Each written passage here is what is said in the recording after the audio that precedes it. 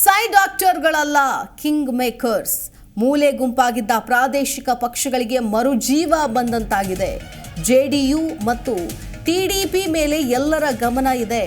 JDU 12, TDP 16 seat ಗೆದ್ದು ಮೋಡಿ ಮಾಡ್ತಾ ಇದೆ. ನಿತೀಶ್ ನಾಯ್ಡುಗೆ ಉಭಯ ಪಕ್ಷಗಳಿಂದಲೂ ಕೂಡ ಆಫರ್ ಬಂದಿದೆಯಂತೆ.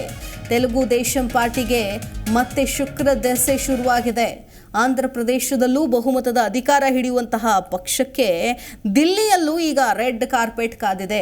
ಎನ್ಡಿಎ ಜೊತೆಗಿರುವಂತಹ ಟಿಡಿಪಿಯನ್ನ ಸೆಳೆಯೋದಕ್ಕೆ ಐಎನ್ಡಿಎಯ ಒಕ್ಕೂಟ ಆಂಧ್ರ ಪ್ರದೇಶಕ್ಕೆ ವಿಶೇಷ ಸ್ಥಾನಮಾನ ನೀಡುವಂತಹ ಭರವಸೆ ನೀಡಿದೆಯಂತೆ.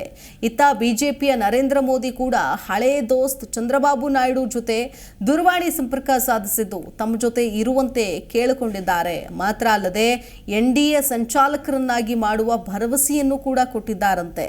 ಇನ್ನು ಮತ್ತೊಂದು ಕಡೆ ಜಂಪಿಂಗ್ ಸ್ಟಾರ್ನಂತೆ ಜಿಗಿಯುವ ಜೆಡಿಯು ನಾಯಕ ನಿತೀಶ್ ಕುಮಾರ್ ಕೂಡ ಈಗ ಕೇಂದ್ರ ಬಿಂದುವಾಗಿದ್ದಾರೆ. ಇಂಡಿಯಾ ಮೈತ್ರಿಕೂಟ ನಿತೀಶ್ಗೆ ಗಾಳ ಹಾಕೋದಕ್ಕೆ ಪ್ರಯತ್ನಿಸ್ತಾ ಇದೆ. ನಮ್ಮ ಜೊತೆ ಬಂದ್ರೆ ಉಪಪ್ರಧಾನಿ ಹುದ್ದೆ ನೀಡೋದಾಗಿ ಆಫರ್ ಕೊಟ್ಟಿದೆಯಂತೆ. ಒಟ್ಟಾರೆ ಕೇಂದ್ರದಲ್ಲಿ ಸರ್ಕಾರ ರಚನೆ ಅಡಕತ್ತರಿಯಂತಾಗಿದ್ದು ಬಹಳಷ್ಟು ಕುತೂಹಲವನ್ನ ಮೂಡಿಸಿದೆ.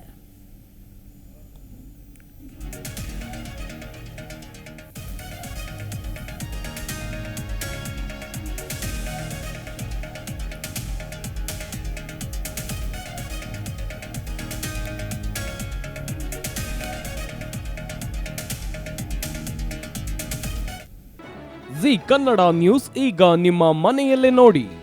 ಎಲ್ಲ ಕೇಬಲ್ಗಳಲ್ಲಿ ಈಗ ಲಭ್ಯ. Sun Direct 292, Jio TV 1334, U digital 162, City cable 51, GTPL 17, Abhishek cables 821, Rock Line telecommunication 51, Shri Basaveshwara number 60, Vinayaka digital number 53, In digital number 896ರಲ್ಲಿ ನಿಮ್ಮಿಸ್ತದ ಜಿ ಕನ್ನಡ ನ್ಯೂಸ್ ನೋಡಿ ಆನಂದಿಸಿ.